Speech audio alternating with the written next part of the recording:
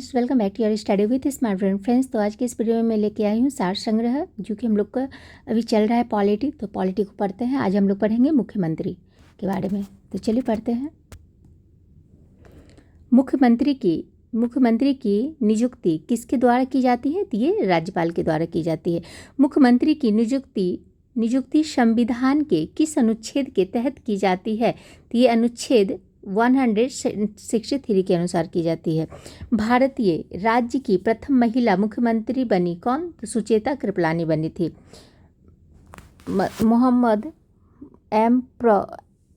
मध्य प्रदेश के प्रथम मुख्यमंत्री थे आपको रविशंकर शुक्ल। भारत की पहली महिला मुख्यमंत्री बनी थी, कौन बनी थी? तो ये बनी थी आपको सुचिता कृपलानी। किसी भी राज्य में मुख्यमंत्री पद पर सर्वाधिक दिनों तक आसीन रहने वाले व्यक्ति कौन है? तो ये हो गया आपको पवन चामलिंग। बिहार के प्रथम मुख्यमंत्री थे डॉक्टर श्री कृष्ण सिंह। उड़ीसा की प्रथम महिला मुख्यमंत्री बनी नंदिनी सत्यार्थी। भारत के किसी राज्य में मुख्यमंत्री पद पर नियुक्त होने वाली प्रथम दलित महिला है सुश्री मायावती। उत्तर प्रदेश की प्रथम महिला मुख्यमंत्री कौन है? तो ये सुचिता कृपलानी है। अब देखते हैं हम लोग क्या विधान परिषद के बारे में। भारत में राज्य विधान पालिकाओं का उच्च सदन कौन है? तो ये हो गया आपको विधान पालिका परिषद। भारत के कितने राज्य में द्विसदनात्मक विधानमंडल है? तो ये हो गया आपको 6। विधान परिषद की सदस्य संख्या उस राज्य की विधानसभा के सदस्यों की संख्या के कितने से अधिक नहीं हो सकती हैं? ये 1/3। विधान परिषद की सदस्य संख्या कम से कम कितनी होनी चाहिए? तो ये 40 होनी चाहिए। किस राज्य में विधान परिषद की सदस्य संख्या सर्वाधिक है? तो ये उत्तर प्रदेश में है। किसी राज्य में विधान परिषद की व्यवस्था संविधान के किस अनुच्छेद के तहत की जाती है? तो ये की जाती है आपको अनुच्छेद 169 के तहत। किसको समाप्त किया जा सकता है पर भंग नहीं किया जा सकता है? तो ये विधान परिषद को समाप्त करने वाला आखिरी राज्य कौन है? तमिलनाडु है। विधान परिषद के सदस्य कितने वर्षों के लिए निर्वाचित होते हैं? तो ये 6 वर्ष के लिए होते हैं। विधान परिषद का सदस्य होने के लिए कम से कम कितना आयु सीमा होनी चाहिए? तो ये 30 वर्ष होनी चाहिए। 30 वर्ष होनी चाहिए।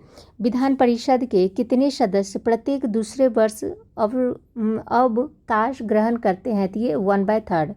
विधान परिषद की गणपूर्ति कोरम कुल सदस्य संख्या होती है 1/10।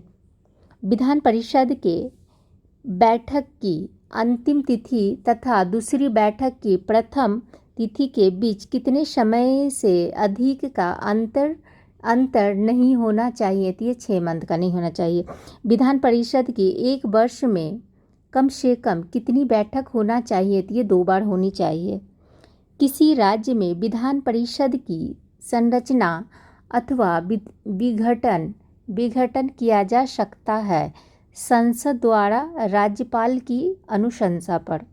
राज्य विधान परिषद के निर्वाचन क्षेत्रों का परिसीमन किसके द्वारा किया जाता है? तो ये परिसीमन आयोग के द्वारा की जाती है। राज्य के विधान परिषद के कितने सदस्य विधानसभा द्वारा चुने जाते हैं? तो 1/3। भारत में राज्य विधान परिषद के सदस्यों का कितना हिस्सा स्थानीय निकायों द्वारा चुना जाता है? तो ये 1/3। विधान परिषद के कितने सदस्य राज्य के राज्यपाल द्वारा मनोनीत किए जाते हैं? तो 1/6। राज्यपाल अधिक से अधिक कितने सदस्यों को विधान परिषद में मनोनीत कर सकता है? तो ये कोई निश्चित संख्या नहीं है। विधान परिषद की कुल सदस्य संख्या का कितना हिस्सा राज्य के विश्वविद्यालयों के स्नातकों द्वारा चुना जाता है? तो ये 1/12।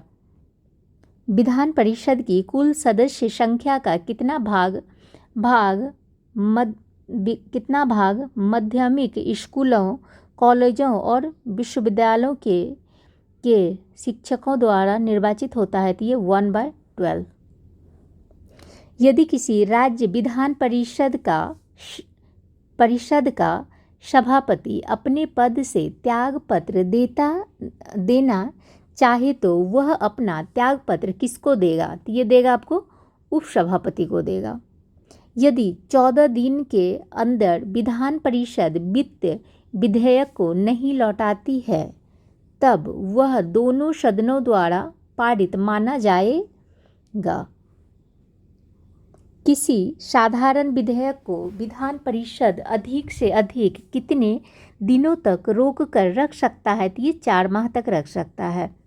संविधान के प्रावधानों के अनुसार किसको समाप्त किया जा सकता है? तो ये विधान परिषद को समाप्त किया जा सकता है। किसी राज्य में विधान परिषद की सदस्य संख्या सबसे कम जम्मू कश्मीर में है। वर्तमान में कौन कौन से राज्य में विधान परिषद हैं? तो ये हैं आपको उत्तर प्रदेश, बिहार, कर्नाटक, आंध्र प्रदेश, तेलंगाना, जम्मू कश्मीर और महाराष्ट्र में। भारत के किसी राज्य में विधान परिषद का सृजन तथा उसकी समाप्ति की जा सकती है? तो ये कहाँ पे की जा सकती है? तो ये की जा सकती है आपको राज्य विधानसभा के तत्व संबंधी संकल्प में। निम्नलिखित में से किस राज्य में द्विसदनात्मक विधायिका नहीं है? तो ये आपको एमपी में नहीं है। अब देखते हैं हम लोग क्या विधानसभा राज्य विधानसभा का गठन संविधान के किस अनुच्छेद के तहत किया जाता है? तो ये किया जाता है आपको अनुच्छेद 170 के तहत। भारतीय संविधान के अनुच्छेद में कौन सा राज्य की विधानसभा के निर्वाचन का प्रावधान करता है? तो ये अनुच्छेद 170 करता है। किसी राज्य की विधानसभा में अधिकतम कितने सदस्य हो सकते हैं? तो ये 500 सदस्य हो सकते हैं। किसी राज्य विधानसभा के सदस्यों की न्यूनतम संख्या कितनी होती है? तो ये 60 होती हैं। भारतीय संविधान यह प्रावधान करता है कि किसी भी राज्य विधानसभा में 60 से कम सदस्य नहीं हो सकते हैं।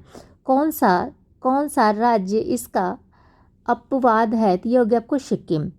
किस राज्य में विधानसभा सदस्यों की संख्या सबसे अधिक है? तो ये हो गया आपको उत्तर प्रदेश में। उत्तर प्रदेश की विधानसभा में सदस्यों की संख्या कितनी है? तो ये हो गया आपको 403 है। असम विधानसभा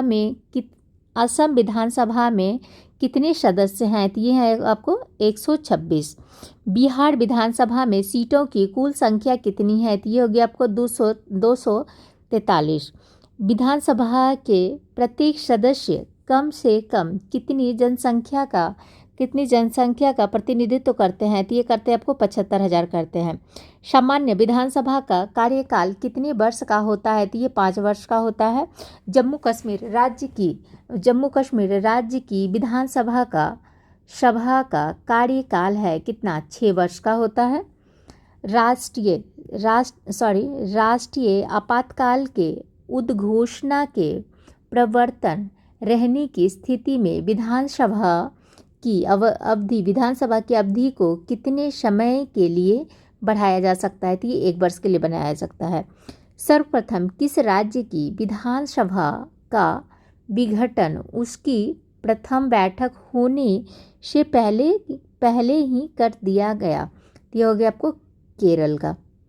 विधानसभा की सदस्यता के लिए उम्मीदवार को कितने वर्ष से कम का होना चाहिए? तो ये 25 वर्ष।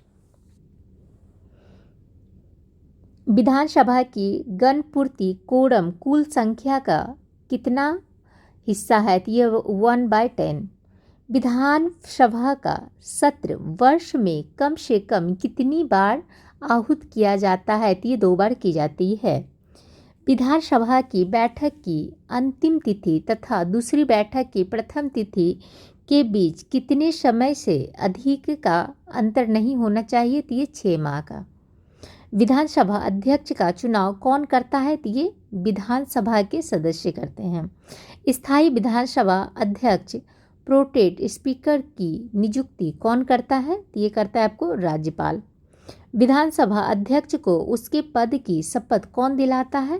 तो ये शपथ ग्रहण की आवश्यकता नहीं है इनको। विधानसभा अध्यक्ष स्पीकर अपना त्यागपत्र किसको देते हैं? ये देते हैं विधानसभा उपाध्यक्ष को देते हैं। विधानसभा अध्यक्ष को किस प्रकार पद से हटाया जा सकता है? तो इसे हटाया जा सकता है विधानसभा के सदस्यों द्वारा साधारण बहुमत से पारित संकल्प के द्वारा। विधानसभा अध्यक्ष या उपाध्यक्ष को हटाने से संबंधित प्रस्तावना पेश करने के लिए कितने दिन पूर्व इसकी सूचना अध्यक्ष या उपाध्यक्ष को देनी चाहिए? तो ये 14 दिन पहले देनी चाहिए। राज्य मंत्रिपरिषद समुचित रूप से किसके प्रति उत्तरदायी होती हैं? तो ये विधानसभा के प्रति होती हैं। राज्य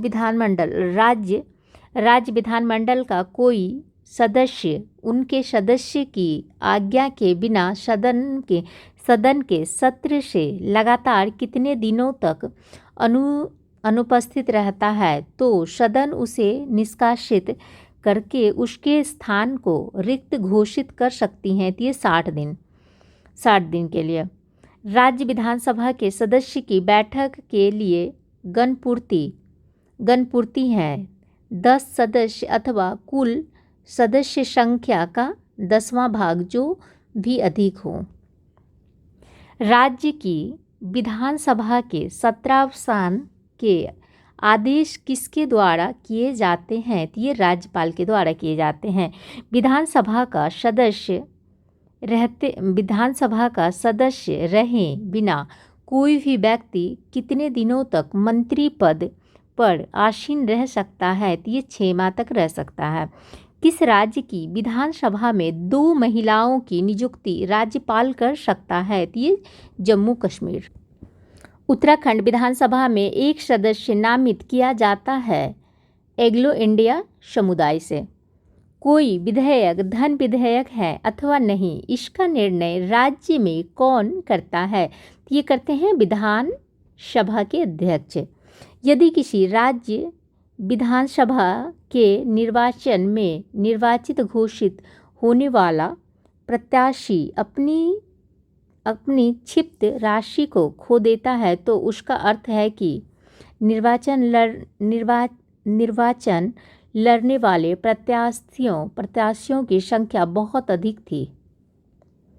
किसी विधानसभा में कोई धन विधेयक किसकी अनुमति के बिना प्रस्तुत नहीं किया जा सकता है? तो ये वित्त मंत्री के द्वारा। राज्य में मनी बिल प्रस्तुत किया जा सकता है दोनों सदनों में से किसी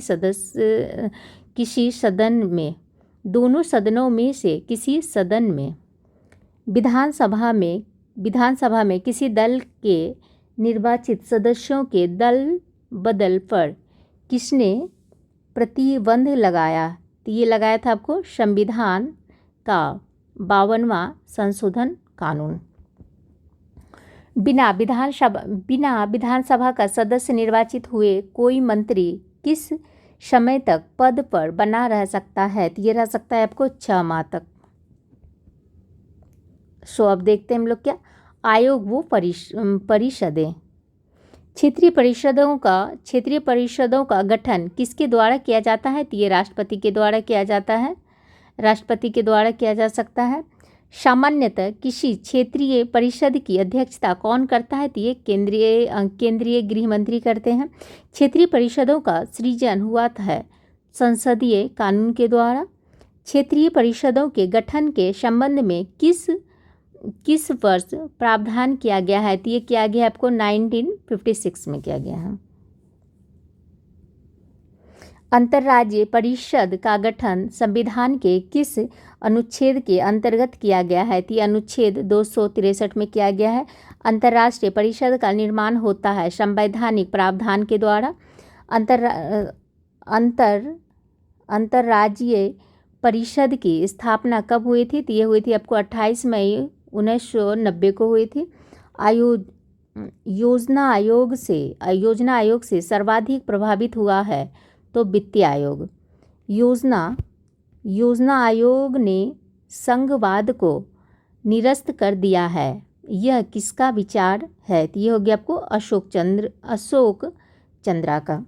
योजना आयोग की स्थापना कब हुई थी? तो ये 15 मार्च 1950 को हुई थी। किसे सुपर कैबिनेट की संज्ञा दी गई है? तो ये दी गई है आपको योजना आयोग को दी गई है। योजना आयोग है परामर्शदात्री संस्था। योजना आयोग का स्वरूप क्या है? तो ये हो गया आपको परामर्शदात्री संस्था का। 1950 में भारत में योजना आयोग की स्थापना की गई केंद्रीय मंत्रिमंडल के एक प्रस्ताव द्वारा। 1950 में योजना आयोग का गठन किसके संकल्प द्वारा किया गया? ये संघीय मंत्रिमंडल के द्वारा किया गया है। योजना आयोग किस क्षेत्र में कार्य करता है? तो ये भारतीय अर्थव्यवस्था में कार्य करता है। निम्न में से कौन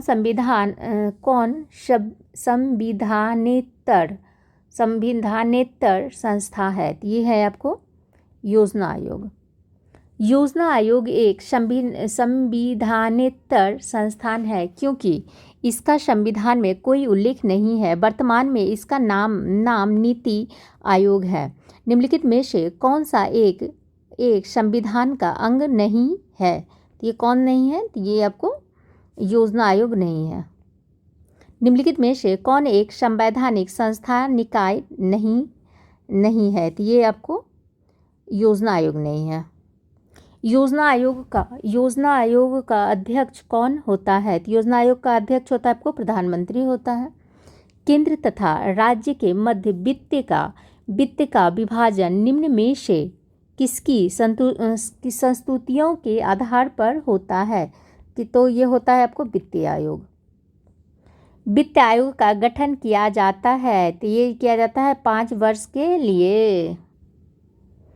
भारत में पंचवर्षीय योजना बनाने की जिम्मेदारी किसकी है? तो ये है आपको योजना आयोग की। योजना आयोग का प्रमुख कार्य है। तो ये इनका प्रमुख कार्य क्या है? तो ये है आपका योजना की तैयारी तथा कार्यान्वयन। योजना आयोग का अध्यक्ष होता है प्रधानमंत्री। योजना आयोग का पदीन अध्यक्ष होते हैं प्रधानमंत्री। योजना आयोग का उपाध्यक्ष किसके समक्ष होते हैं? तो ये कैबिनेट मंत्री के। राष्ट्रीय विकास परिषद का अध्यक्ष कौन होता है? तो ये प्रधानमंत्री होते हैं। पंचवर्षीय योजना को अंतिम अनुमोदन देता है तो राष्ट्रीय विकास परिषद। पंचवर्षीय योजना के मसौदे को अंतिम रूप से कौन स्वीकृति प्रदान करता है? तो ये योजना आयोग करता है। राष्ट्रीय विकास परिषद का मुख्य संबंध होता है पंचवर्षीय योजना के अनुमोदन से। भारत की पंचवर्षीय योजना अंतिम रूप से अनुमोदित की जाती है राष्ट्रीय विकास परिषद के द्वारा। राष्ट्रीय विकास परिषद के सदस्य नहीं होते हैं राज्य के राज्यपाल। राष्ट्रीय विकास परिषद का उद्देश्य क्या है? तो ये है आपको पंचवर्षीय योजना का निर्धारण उससे सुनिश्चित करना। वित्त आयोग क्या है? तो ये पंचवर्षीय निकाय हैं। वित्त आयोग की स्थापना किसके द्वारा होती है? तो ये राष्ट्रपति के द्वारा होती है। वित्त आयोग के अध्यक्ष की नियुक्ति कौन करता है? तो ये राष्ट्रपति करते हैं। वित्त आयोग का गठन कितनी अवधि के लिए होता है? तो ये 5 वर्ष के लिए होते हैं। राष्ट्रपति वित्त आयोग का गठन कितने वर्ष बाद करते हैं? तो ये प्रत्येक 5 वर्ष के बाद करते हैं। वित्त आयोग का प्रधान कार्य है केंद्र और राज्य के बीच राजस्व वितरण करना।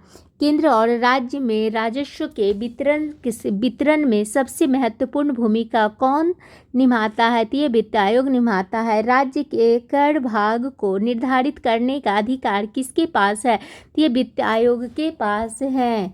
भारत में संघीय वित्त संबंध रखता है तो राज्य एवं केंद्र के बीच से।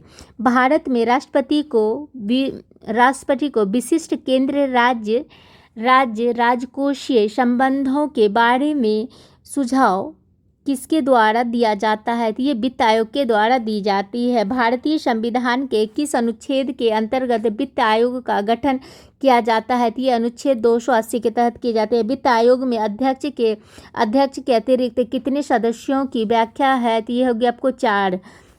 प्रथम वित्त आयोग के अध्यक्ष कौन है? तो ये होगी आपको केसी नियोगी। 12वें वित्त आयोग के अध्यक्ष कौन है? तो डॉक्टर सी रंगराजन। कौन सा प्राधिकरण भारत की समेकित निधि में राज्यों को राजस्व का सहायता अनुदान देने वाले सिद्धांतों की अनुशंसा करता है? तो ये करता है आपको वित्त आयोग करता है। संविधान के किस अनुच्छेद द्वारा अखिल भारतीय सेवाओं का प्रावधान किया गया है? तो ये किया गया है आपको अनुच्छेद 312 के द्वारा की गई है। संविधान के किस अनुच्छेद द्वारा लोक सेवा को संरक्षण प्रदान किया गया है? तो ये किया गया आपको अनुच्छेद 311 के।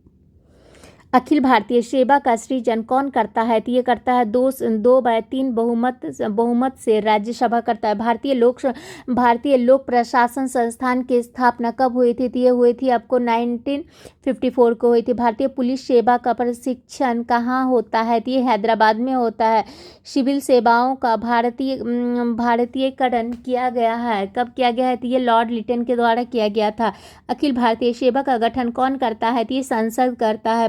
भारतीय प्रशासनिक सेवा तथा भारतीय पुलिस सेवा को समाप्त करने की सिफारिश किसने की थी? तो ये राज्य मन्नार आयोग ने की थी।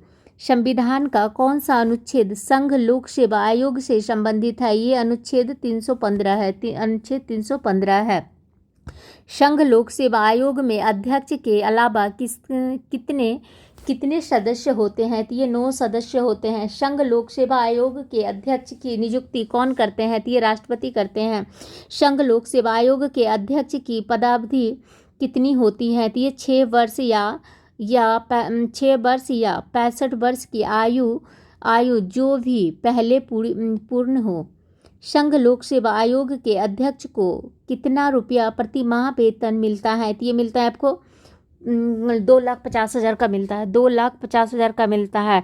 संघ लोक सेवा आयोग के सदस्य अपना त्यागपत्र किसे सौंपते हैं? तो ये राष्ट्रपति को सौंपते हैं। राज्य लोक सेवा आयोग के अध्यक्ष तथा सदस्यों को साबित कदाचार तथा असमर्थता के आधार पर कौन पद मुक्त कर सकता है? तो ये राष्ट्रपति कर सकता है। 14वें वित्त आयोग की सिफारिशों की समयावधि कितनी है? तो यह हो गया आपको 2015 से लेकर 20 तक हो गया। भारत के योजना आयोग का प्रथम अध्यक्ष कौन है? तो ये हो गया आपको पंडित जवाहरलाल नेहरू हैं।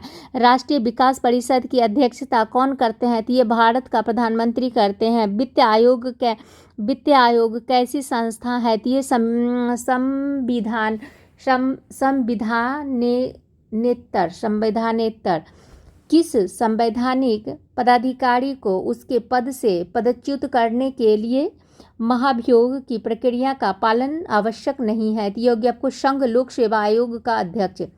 नए राज्यों का गठन अब देखते हैं। नए राज्यों का गठन आंध्र प्रदेश का गठन कब हुआ था? तो आंध्र प्रदेश का गठन हुआ था 1953 में हुआ था। महाराष्ट्र का हुआ था 1960 में हुआ था, 1960 में हुआ था।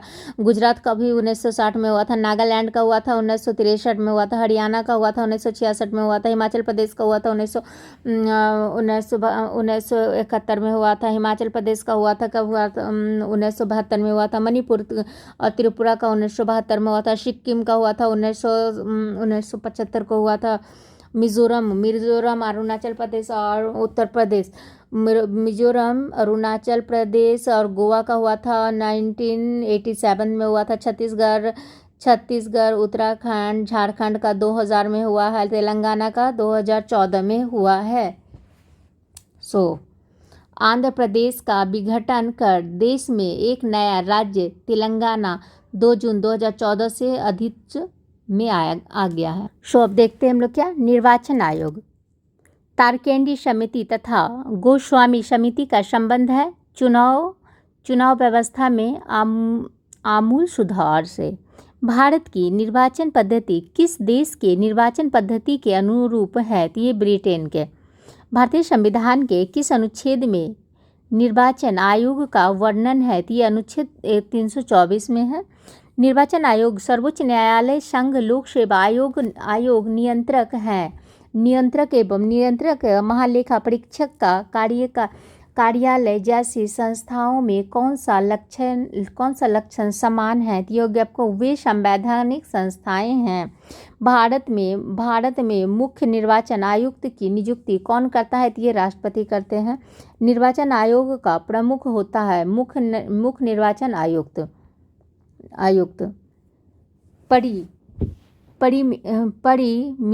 परिसीमन आयोग का अध्यक्ष होते हैं मुख्य चुनाव आयुक्त।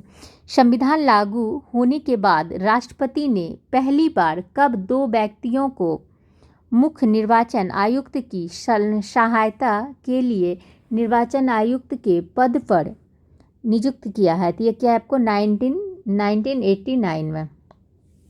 भारत के विभिन्न राजनीतिक दलों को राष्ट्रीय या क्षेत्रीय दल का दर्जा देने का अधिकार किसको है? तो ये चुनाव आयोग को है। मध्यावधि चुनाव कब कराया जाता है? तो ये कराया जाता है तो समय के पूर्ण होने से पहले ही, जब लोकसभा भंग हो जाए। भारत में सर्वाधिक मताधिकार के आधार पर प्रथम चुनाव हुआ था आपको 1952 में। भारत में पहली बार महिलाओं को मताधिकार कब प्राप्त हुआ था? तो ये हुआ था 1926 में। पार्लियामेंट द्वारा दिसंबर 1989 में निर्मित कानून के अनुसार एक नागरिक के वयस्क होने की कानूनी आयु कितनी है? तो ये हो गया आपको 18 वर्ष। भारत में मतदान की आयु सीमा को 21 वर्ष से घटाकर 18 वर्ष कब किया गया था? तो ये किया गया था आपको 1989 में।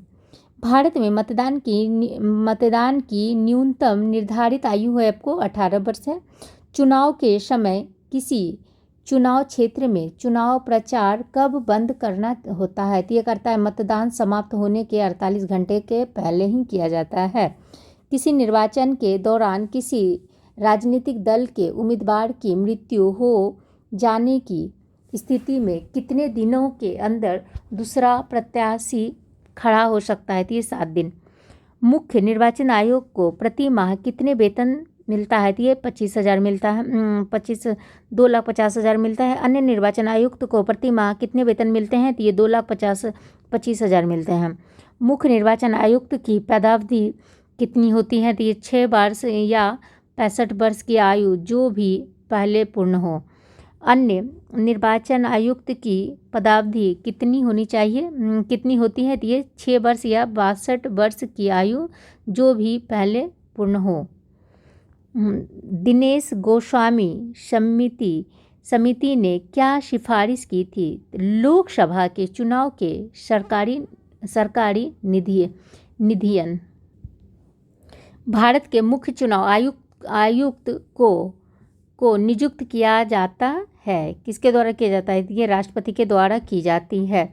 भारत का संविधान निम्नलिखित अनुच्छेदों में से किस एक के अंतर्गत एवं निर्वाचन आयोग का प्रावधान करता है? तो ये करता है आपको अनुच्छेद 324 के अंतर्गत। भारत के मुख्य निर्वाचन आयुक्त की पदावधि क्या है? तो ये हो गया आपको 6 वर्ष या 65 वर्ष की आयु तक। केंद्र और राज्य की व्यवस्थाओं के लिए मतदान की न्यूनतम उम्र होनी चाहिए 21 वर्ष से घटाकर 18 वर्ष की गई थी। कब की गई थी? तो ये की गई थी आपको 61वें संशोधन में किया गया था। किस संविधान संशोधन द्वारा मतदान की आयु 21 से घटाकर 18 कर दिया गया था? तो ये किया गया था आपको 61वें संशोधन के द्वारा किया गया था। कौन सा आयोग भारत के संविधान के एक अनुच्छेद के अंतर्गत उपबंध के पालन में गठित हुए हैं? तो ये निर्वाचन आयोग। निम्न में से कौन सा चुनाव निर्वाचन आयोग द्वारा द्वारा संपादित नहीं किया जा सकता है। तो कौन सा नहीं किया जा सकता है? तो ये आपको स्थानीय निकाय। अन्य निर्वाचन आयुक्त अपना त्यागपत्र देता है, राष्ट्रपति को देता है। दिनेश गोस्वामी समिति का संबंध किससे है? तो ये निर्वाचन सुधारों से है। निर्वाचन आयोग का कार्य नहीं है तो उम्मीदवारों का चयन करना। मुख्य निर्वाचन आयुक्त की नियुक्ति तथा उसको पदच्युत करने का अधिकार किसको है? तो ये राष्ट्रपति को है। निर्वाचन आयुक्त की सेवा शर्त तथा कार्यकाल निश्चित करता है। तो ये करता है आपको संविधान करता है। लोकसभा अथवा विधानसभा के किसी चुनाव प्रत्याशी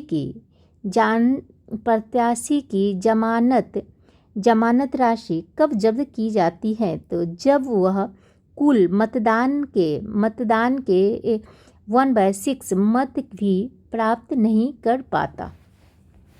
ईवीएम का प्रयोग भारतीय चुनाव में कब से प्रारंभ हुआ था? तो ये हुआ था आपको 1957 में।